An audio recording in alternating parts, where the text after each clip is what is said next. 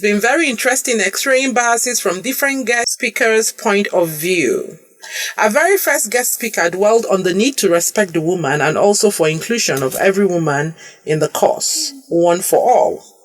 Our second guest speaker for the month dwelled on the sustainability of the cause from generation to generation until heaven on earth is achieved, where both genders are contributory to a sustainable world. Both episodes are up on our YouTube channel as well as all previous episodes of Up You with Ezinne. Please go catch up, take the nuggets you need to run for your dreams or your life, subscribe and leave us a comment. It will help us to serve you better. Remember, it's all about you. Today, as usual, we are streaming on Instagram at UpyouwithEzinne, on Facebook at WFM917 and at gardenradio.com. Woman, break the biases. If you're just joining us, this is Up You with Ezinne on WFM 91.7. Please don't touch that dial.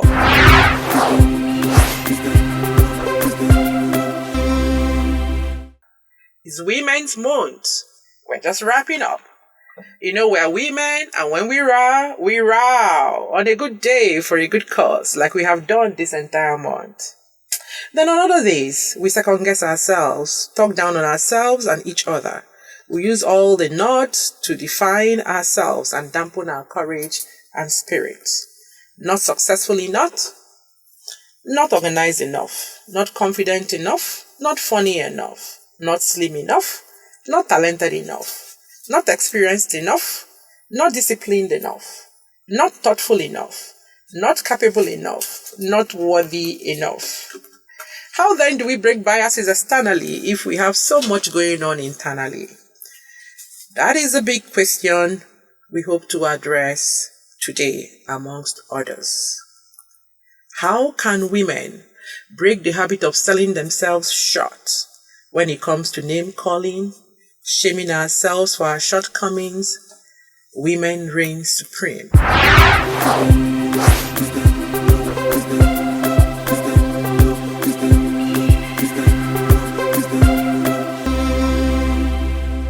Our guest today is Barrister Ebere Ifendu. Obviously a lawyer, chartered mediator and conciliator, a passionate gender advocate. Ebere is a director at Center for Gender Education and Rights, Gregory University, Uturu, Abia State, a member of the Presidential Constitution and Electoral Reform Committee.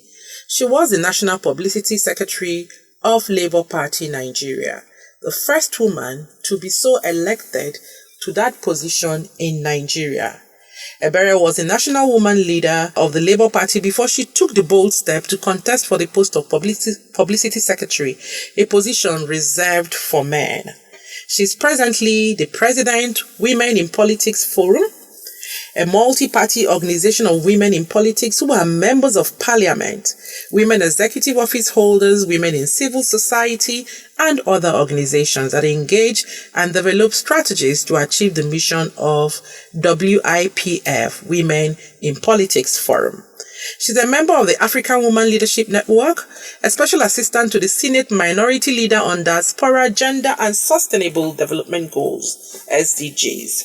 Ebere is a member of several professional bodies and NGOs, Institute of Chartered Mediators and Conciliators, Institute of Corporate Administration, International Bar Association, African Bar Association, International Federation of Women Lawyers, Global Association of Female Lawyers, and Nigerian Bar Association, member of UN Women Consultative Group, and member Nigeria 100 Women Lobby Group. She is the principal partner of Ifendu & Co., Executive Director, Imperial Finance and Securities Limited, Lagos, and Director, Walworth Nigeria Limited. Ebere is a dedicated and loving mother of 2 sons. Dear listeners, please join me to welcome our distinguished guest this evening, Barrister Ebere Ifendu. Good evening, Ebere. Welcome to Up You with Ezinne. Yeah, good evening, and thanks for having me. How are you?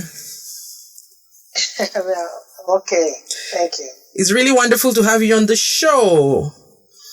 Thank you. Ebere is joining us all the way from Abuja, and she has been up and running the whole of today. She was also earlier on radio. I listened to that. So we need to run so that she doesn't get tired easily on us. So Ebere, please, let's roll if you're ready. Are you ready to go? Yes, I am. Okay. Your bio reads like a buffet. How do you do it? You're a woman of several parts, and it's interesting to see that you're succeeding on all fronts. The professional, the politician, the entrepreneur, the activist, the mother. How do you keep all this together?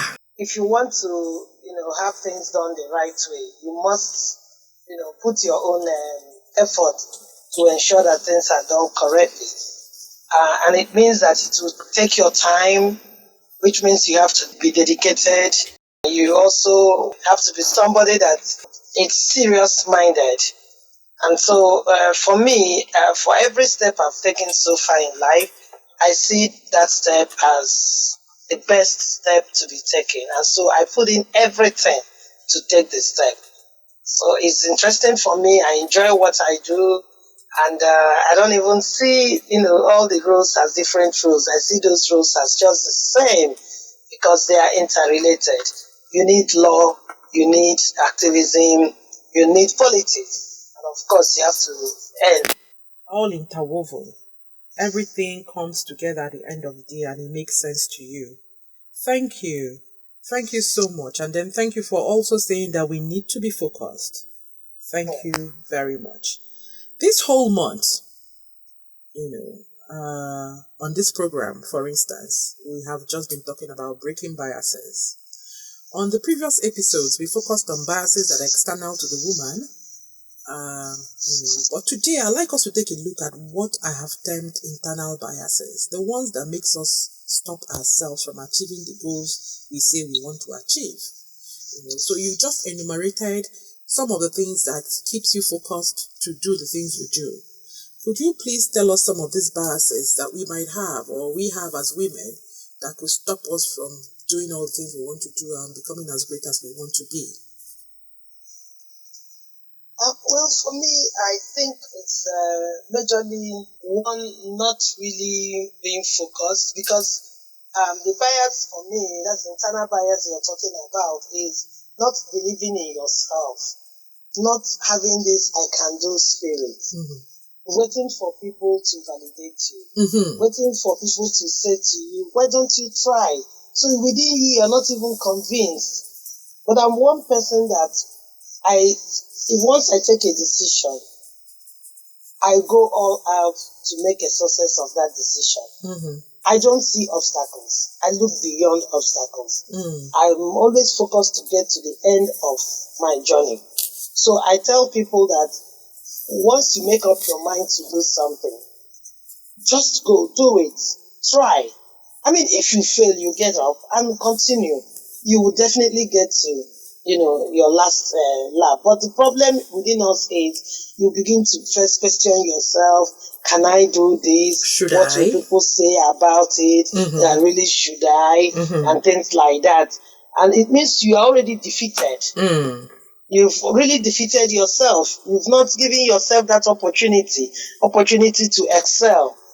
But if you're somebody that, sees beyond obstacles, sees beyond challenges, sees beyond, validation, you will go out, you will get it done. And, for me, that's the major problem we have as individuals. And that's actually what's been putting us down, not giving us an opportunity. Now, this time it's not like external, it's not like people stopping us, but within us you lack the self-confidence to take that first step. Yeah. You're correct, Ebere. A lot of women all over the world suffer from imposter syndrome. We just feel that we're not enough. We're not good enough for the things that we want. In fact, some of us question ourselves and say, how dare we think this grand, So thank you. Thank you for telling us today that once it comes into your mind, just go ahead. You definitely get to your destination. You will definitely get to your destination. And this is coming from a woman that has done a lot of things. Ebere, you've been breaking biases long before this year's IW team was chosen. I'm sure when you saw the team, you laughed.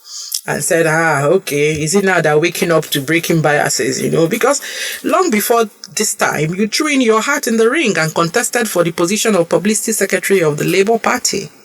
A position everybody knows is reserved for men. And a position everybody knows that no woman had occupied before you came. You're the first, and you won. You won convincingly. Please, can you share your experience briefly, and why do you think you were, of course, some of the things you enumerate, why do you think you were able to break the bias? Well, I'll say that having participated in politics and, as a national woman leader of Labour Party, being a member of the National Working Committee, I came into the party with the support of the chairman then, Comrade Damuwanyawo, and there were opportunities, but those opportunities were not actually being tapped by women in the party. So when I came in, I made myself available. I brought in ideas, from my professional experience as a lawyer, worked with the constitution of the party. I got to a point I was virtually representing the chairman at most events that the chairman would not be able to participate. So they saw the capacity in me. And I knew that at that time in our party, what we were lacking was the publicity angle. We were doing so much. And that was actually like covering both the position of national woman leader and the publicity angle. Just like my chairman, who was so versatile that, every time you have to hear the chairman of Labour Party say something or speak, to the country. So I realized there was a huge gap there. And when we went for another convention to elect new officers, I went in to contest for the National Publicity Secretary. It wasn't an easy ride because it was strange. What does she think she can do differently? People came up with different ideas. But within me, I knew I was coming in with something different. And I was, ready to, showcase what I can do. It was a very tough election. But I had support of, a lot of party members from the states, the delegates to the election, and some, people even outside the party who believed in my capacity. And so after the convention, I emerged as the National Publicity Secretary of Labour Party, and taking it from there, and I can tell you proudly that my tenure as the Publicity Secretary of Labour Party saw the image of the party being presented to the people, because we were looking at building a new Labour Party. How do we relate with the masses? How do we relate with the Labour Union themselves? How do we relate with government? Being an opposition party, are we going to be part of government just keeping quiet and watching events? Are we going to be a party that will point out those issues and then profess solutions to them? So it was the role I took up, and I tell you, that tenure was very promising from the Labour Party and, of course, for politics and governance in Nigeria. Wow. Bravo. Now, I want to ask you, did men vote for you? Sure. The men did. They campaigned for me, not just voting for me. They campaigned for me. There was so much solidarity. So the campaign was literally, a campaign that both men and women accepted. And they went all out to support me. And they voted.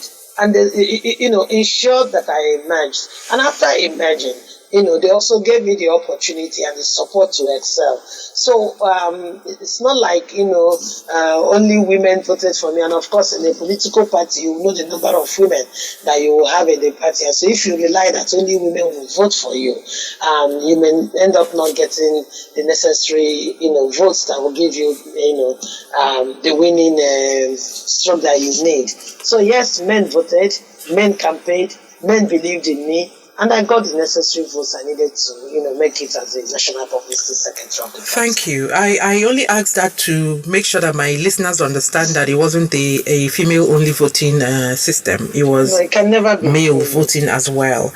Now, when you were speaking, You mentioned the word that I love a lot. You said you had the capacity, and so that capacity to take on something, to deliver something. How can we expand our capacity for loftier goals and leave tokenism alone? In my own opinion, the best of us is not representing us yet in the public space. So how do we encourage qualified women to take up the reins of leadership across different spheres in the society? Because I think this will help us to break the legislative shackles binding gender equality for a sustainable future. What do you think?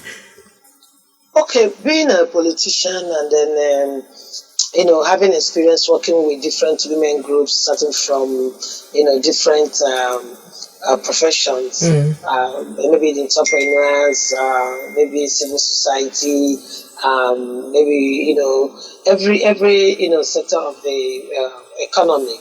I tell you that our problem is actually not women it's not about women not having capacity.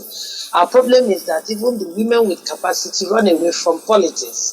And yes, this is what it is. Because if you go to the banking sector, women are doing extremely well.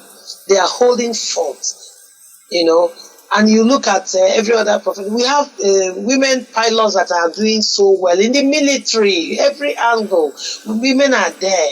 But the problem is that the qualified women, the women with capacity, shy away from politics. And the limelight is actually focused on politicians. And so when we don't see, highly qualified women, coming out in politics, you just have just a very little percentage of them coming into politics. So people will say, oh, women don't have capacity, or women are not represented in governance. But I think we are able to break that barrier now because we have WIMBIS, an organization of women in business and management. They are showing interest in governance. Just a few days ago, one of the co-founders of WIMBIS declared interest to run for House of Representatives after excelling as a banker, breaking barriers as a banker. She's coming into politics. So you see, for a woman like Adiola Aziz, she's coming in with a huge experience. And so for me, I'm open to seeing a lot of women from that angle, from that level of accomplishment, joining politics. So when we have them join politics, you will now begin to make records, to keep records of women that have excelled in politics. So the women are there as, women with capacity, women with experience, but they have not been playing politics. But I think from 2023, and then from the caliber of women that have shown interest to contest the elections this 2023, it means that women are beginning to show, more. Yeah, you jumped into one of the questions I was going to ask you. But before then, let me just quickly, I'm enjoying this so much that I forgot to open the phone lines. Let me quickly open the phone lines. The numbers to call is 07000 917 917. And the number to text is 0703 175 6537. Our guest today on the show is Barrister Ebere Ifendu, and she's talking to us all the way from Abuja, and the topic is Woman Break That Bias. Ebere, are you there? Yes, I am. Okay. Our guest last week likened the course to a relay race. She said each generation runs and passes the torch to the next. She said our mothers ran to obtain the right for women to vote and reduce taxes. He says we are now running for more inclusion, no discrimination, equal pay, and so on and so forth. And then she said tomorrow our children will run. And I'm wondering, after our children, maybe our grandchildren will run and so forth. And so when will we ever, or would we ever attain gender equality? Yes, we will, but we'll have to take it, one step at a time, like what your previous guest said. Part of what we are doing, our generation is doing, is to ensure that some of these things are enshrined in the Constitution. So our children will not have to go back to these particular ones. I mean, the world revolves, And so what we think we've achieved at this time, maybe in the next 20 years, may be obsolete. We are talking about affirmative action. I don't see the generation of the generation unborn and the ones coming after us, starting with affirmative action. I see them going for parity. So, but it's important that for every generation, you are able to make an impact. Our generation is insisting that there must be constitutional recognition of our requests and, of our desires as women. And if you follow the activities the past 2 or 3 weeks, you will realize that Nigerian women occupy the National Assembly. They occupy the National Assembly because 5 most beautiful bills supporting women presented to the National Assembly. The National Assembly voted against all the 5 bills. And these are bills that are very important for us to have a genuine democracy. The bills that we presented, we had bills, requesting for extra seats for women. For years, we've been canvassing for more women, to participate in politics. And the issue at that time, the men said, whose seat will go actually?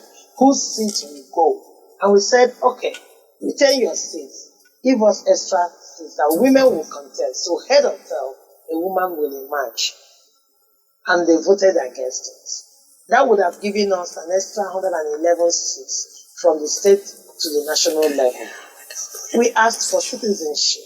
Citizenship for a Nigerian, a foreign man married to a Nigerian woman. Yeah. So a Nigerian woman gets married to a foreigner, her husband will never become a citizen of Nigeria. And while a Nigerian man that is married to a foreign woman, it's like automatic. And then you ask yourself, these men go outside the country to marry women to get citizenship of other countries. And they don't think it's also our right to be able to give citizenship to our foreign spouse. They voted against it. They voted against indigenship. And this is so painful because for me, I know that most men are not even married to women from their local communities. Exactly. I'm not talking about states. I'm talking about their communities this time. Maybe the next community to your community. Mm-hmm. But you find out that woman will still not be able to claim her husband's place. Not even her father's place thereafter. Yes. So the woman is just hanging. Floating. She doesn't have any base anywhere. Mm. And so she wants to get appointed into an office. Somebody will say she can't take our this thing. She's not from this community. True.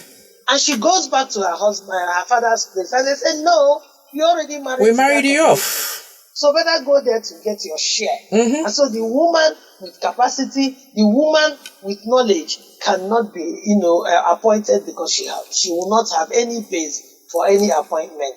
This is the indigenship that we ask that a woman that's been married to a man for a minimum of 5 years should be able to be seen as coming from her husband's place if she so desire. Yeah. Because you understand what I'm saying? Mm-hmm. If you remember the case of Ajia Amina Mohammed, when she was appointed the Minister for Environment, there was so much. I remember that opera. Yes. So you have to go to Gombe. You cannot take Kaduna's law. You cannot do this one. And today, this is a woman that is occupying a very prominent position in the world, Deputy General Secretary of the United Nations. Yeah. Nigerians are celebrating her. Mm-hmm. I'm sure Gombe people are screaming, she's our daughter. Of course, yes. People are screaming, she's our wife. So this is just what it is about indigenship. Yeah. That men refuse to vote to support women. We have, seen that affirmative action is necessary. Most political parties have in their constitution provisions for affirmative action, but never implemented. And so it is a burden. And, we thought about it and we said, look, if this is in the constitution, every political party will respect it. Now, it was, put as a bill before the National Assembly. They still rejected it. They rejected it. I'm pointing these things out for you to understand that We are endangered species. I mean, women in this country, we want to support. We want to walk along the men. We want to collaborate. And by the way, what is democracy? Democracy is inclusion. We are women. We are the youth. We are persons with disabilities. And men are able to work together. No man is with the full knowledge of how to turn things around.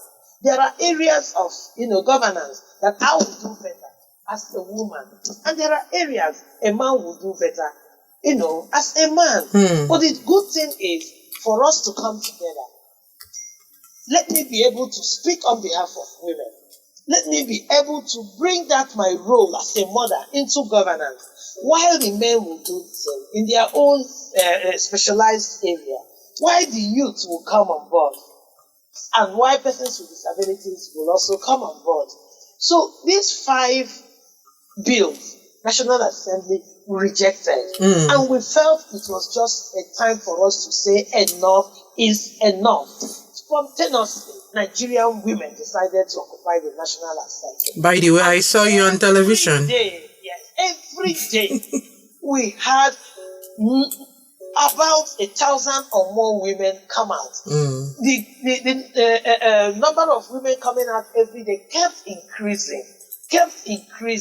Because, women said to themselves, we can no longer keep quiet. This is the time for us to take our future, from the men. And yes, the heat was really on, and the National Assembly, the leadership of National Assembly reached out to women and said, please give us 2 weeks to revisit those bills. So the protest is on sabbatical. That's how I put it, because we have really not stopped tactically. We are waiting for the 2 weeks. What the outcome of the 2 weeks will be. Get the necessary support and the necessary show of, commitment from the men who will go back to the National Assembly. We will make life more difficult for them. And besides, we have asked Nigerian women, get your PVC. We have to make use of our numerical strength. We have to let the men know that we can actually turn things around. No man won election in this country without the support of the women. True. And so we can't give you support, place you in a position for you to go against us. We put you there to, support our cause. And if you are not doing that, we can actually vote you out. And that is what we are doing. It's the next stage of our protest, actually. Well done. I must say well done to every woman who went out there, and for everyone who posted, who did one thing or the other. Yes, all the women in one way or the other. Well done, because that one touched me. I mean, where am I from right now? I mean, I can't go to Akwa, and I'm certainly not going back to Abia State. So I mean, so that one really got to me. That bias got to me big time. Okay, so we have a message from a text message platform. This message is from Rhoda. Rhoda said, why not equity? It looks like the men are afraid of the word equality. Why don't we change it to equity? Yes. For me, equity, equality, semantics. If, we even said it initially at the level of joint committee, such discussions came up, and willingly women agreed. I mean, we are not, for me, I even said, whatever name, even if they want to give it an Igbo name, it doesn't matter. Whether they want to give it a Greek name, it doesn't matter. What we are saying is the substance. What are we looking for? We are saying that we want to participate. And we are saying that we must have a space to participate. We didn't start politics along with the men. They have their godfathers promoting and projecting them. Patriarchy being another source of affirmative action for men. So whatever name, we are not even bothered with the nomenclature. We are bothered with the substance. So even at that point, we agreed. So it's not about equality. I mean, all these bills I mentioned, you didn't hear anything about equality. We talked about affirmative action. Affirmative action is not equality.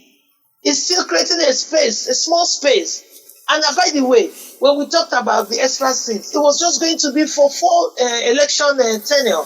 So for women to come on board, we are celebrating Rwanda. We are celebrating other African countries. All the other countries have been able to bring up more women in politics, use a kind of quota system.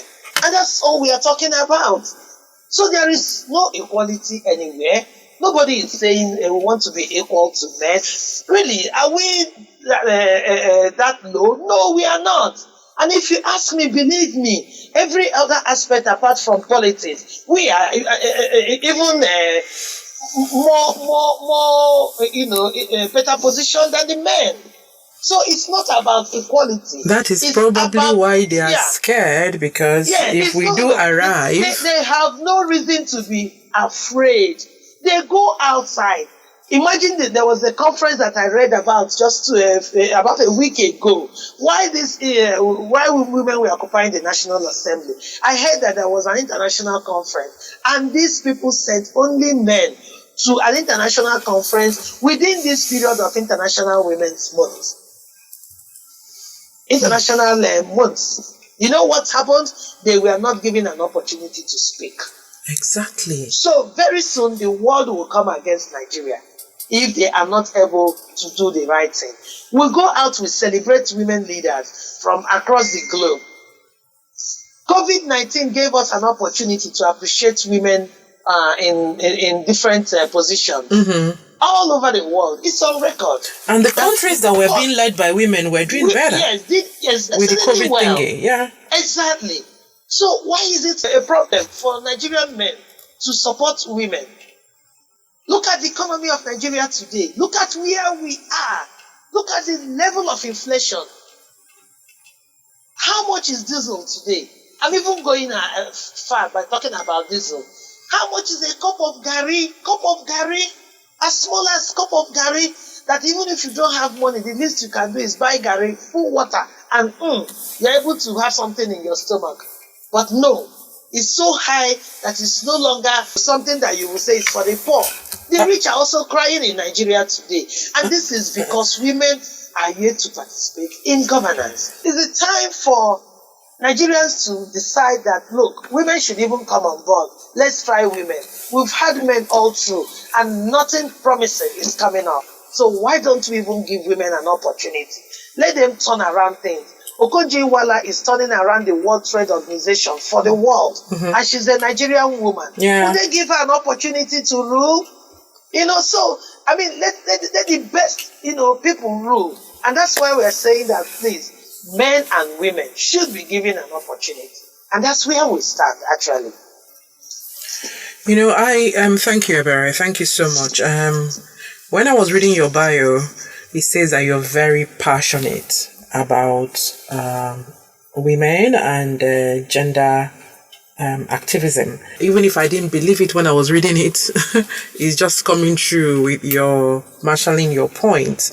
My prayer is that your passion, the much you do, will yield fruit in 2023. That we're going to see a shift from the kind of numbers that we're looking at, or the numbers we've been seeing. In 2015, it was 5.6 female elected.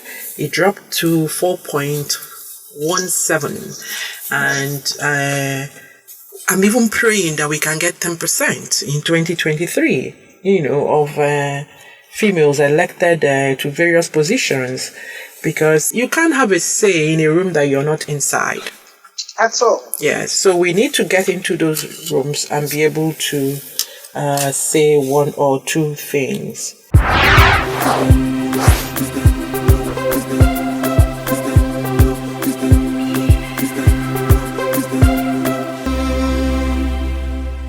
Time runs really very fast when you're having fun and when you're learning a lot of things.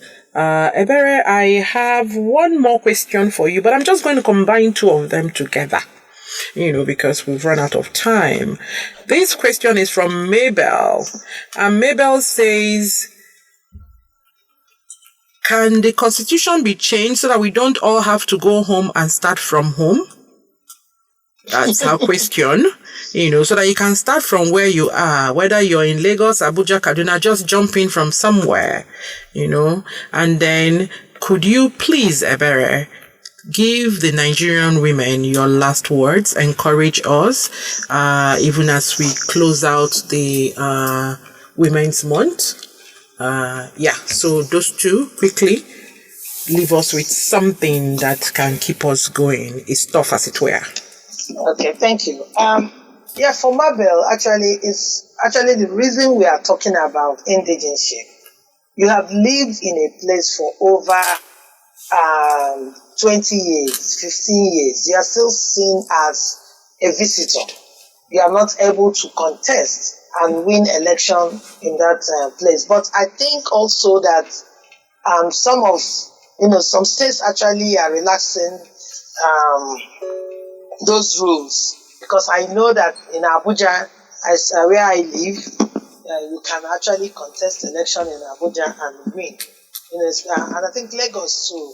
It's about how cosmopolitan these areas are, or these states are. So yes, it's important, because I had an experience years back. I met an Indian man, a boy. We were chatting. And I said, he asked me, where exactly are you from? And I told him. And he said to me, I'm from Delhi, but my parents are from Gujarat. And I'm like, what does that mean? And he said, that his parents migrated from Gujarat to Delhi, and they gave birth to him in Delhi. And I laughed, because for us Nigerians, wherever you will remain somebody from your father's village. Mm-hmm. So these are the things. The Constitution will have to help us. We want, the Constitution to expressly define indigenship and who is an indigene. When that is done, I want to believe that this problem of you have to go back to your community, every politics is local, will change, and the local will mean your immediate environment. Exactly. Yeah. And so for Nigerian women, I want to ask that 2023 is around the corner. We need us to go get our PVCs. If you have not collected your PVC, please do that. We have the numerical strength, and we should be able to use our numerical strength to determine the type of governance and the type of leaders that we want in Nigeria. Do we want a leader that will respect and honor women? Do we have, are we looking at having a leader that will give us our rights as women? So the only way we can get these things done is only if we have our PVCs. We'll register to vote. We go out on that day to vote for the right people. We refuse, like the women in Anambra State. Yes, went viral. Yes. Refuse to take bribes, rice or money and things like that, to vote for the wrong candidate. So we put ourselves where the future of our children will be paramount, and then we will vote the right people who will listen to us. The moment Nigerian men realize that women are together, and with our strength, we can actually determine the future of this country, you will see that governance, democracy will be better, for everyone. So I thank Nigerian women for the resilience they showed, for the show of strength. We received calls, we got their text messages from different states. They had radio programs, they had television interviews, all supporting activities at the National Assembly. I will have to tell you, listeners, that for the first time, Nigerian women came together for a single, cause. And so I want us to continue with that sisterhood. The future actually is ours. Thank you. Thank you very much, Ebere. And on that note, let me be the first to wish you Happy Mother's Day tomorrow. Yeah, thank you. Okie dokie. Thank you, Ebere, for coming to the program, and we thank you so much. This is where we wrap up today's edition of Up You with Ezinne. It's been another amazing one. Please follow us on Instagram, Facebook, On all social media platforms at UpyouwithEzinne. Get copies of our books, UpYou, and When Adversity Strikes, Fight. Thank you. Women, it is our time. It's time to stand up, break all the biases, and go for what we want for ourselves. We need to stop playing the gender card all the time. Men don't do that. A man wants something, he goes out and gets it. Women, if we want it, we just have to go out and get it. That's the way to break the barriers. Big up to everyone that is involved in creating this magic every week, starting with you, our dear listeners, our guests, our advertisers, our callers, engineers on duty, the amazing UpYou team, and the best producer in WFM 91.7, the best radio station. You all stay strong, stay blessed, stay lifted. And my name remains Ezinne Kufrekanem. Until next time is UpYou.